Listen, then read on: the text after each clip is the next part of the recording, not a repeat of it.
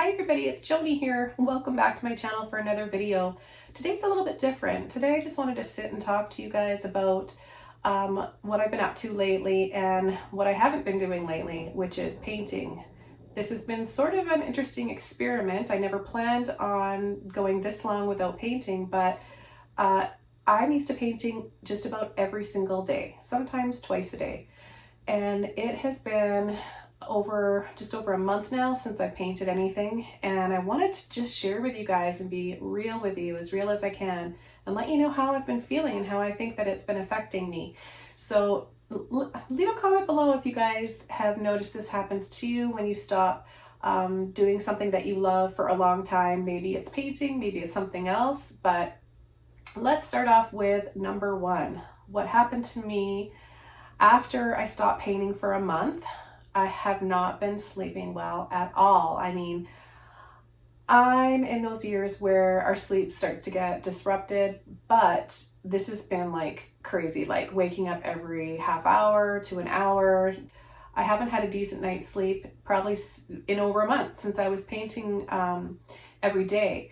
And I think the reason is because painting really calms me, and I use a part of my brain that just relaxes me and releases something too. We're releasing energy when we paint. As an artist, you put your energy onto the canvas, so whether it's good or bad, if you're feeling bad or sad or whatever, you can get rid of it and release it onto the canvas. So I think that's another reason why I haven't been sleeping well, is because for over a month I haven't been painting and I'm maybe holding a lot in.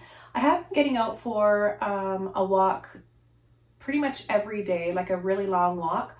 But it's not doing the same thing. So exercise is good, but it doesn't, I find for myself anyways, I can only speak for myself, it doesn't release everything that painting does for me.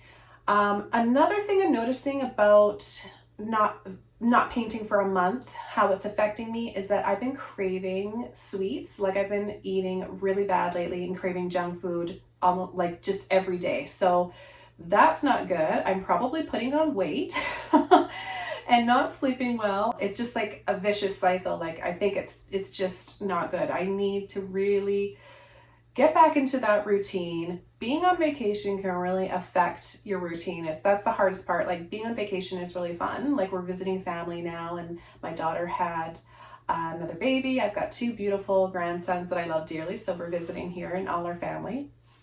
And I do have like a little studio here set up in my hometown in my old house. So that's where I am right now. And I just came across this old, huge painting that I did back in 2006. It's down there at the bottom. You can see my signature, where I was going through a phase of using really, really bright colors and abstract landscapes, kind of exaggerating patterns, lines, nature, and color. Now I still do like to use a lot of color, but it's a little bit more subdued. Let me just grab this one for an example. So here it's more subdued, and then I use a pop of the neon color right on the flower there rather than almost the entire painting. So what I found was really interesting about seeing these old paintings, and I'll get back to what I was talking about earlier, how long I've gone without painting, but what I noticed about looking back at my old paintings and comparing them to where I am now is how much I progressed and changed. And some of the paintings back then I think are just beautiful, and I'm like, why don't I paint like that anymore? So it's not necessarily like they were bad before and I've gotten way better now. I do notice some of the brush strokes I've gotten better at, but the thing that I notice the most is my style and my subject has changed. And it's really interesting because it kind of tells a story of the years gone by and me transitioning and my journey through life and my journey creatively. So I don't like to throw away paintings. If there's any paintings that I really don't like, I'll paint over them. But I'm really glad that I held on to this one because it's still, I feel the energy from it. I was really happy when I was painting this series of paintings.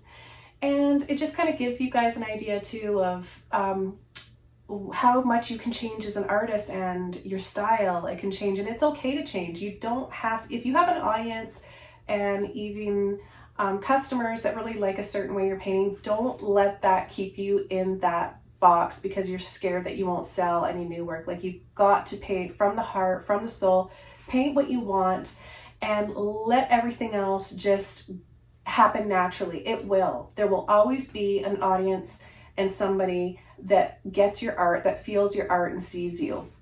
So back to, got a little distracted there, but I thought I would just talk about this big painting because it's behind me, and it's, you know, you might be wondering about it.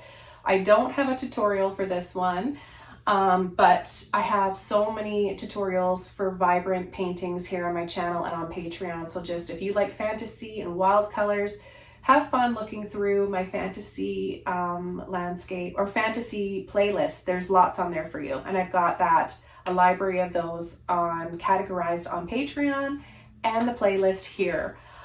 So getting back to not painting for over a month and how it has affected me, I mentioned that I haven't been sleeping well at all, just terribly, and I've been eating terribly.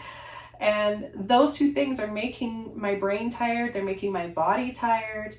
I don't know how many times I've had to stop and edit this video because I am like getting brain fog. Like, I need to stay focused and remember what I want to say. I just wanted to be absolutely real with you guys and let you know how it affects me. I don't know about you all.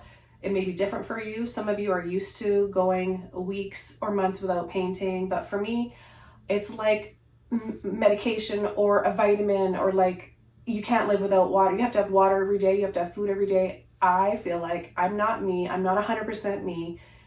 I'm not my best unless I paint every single day.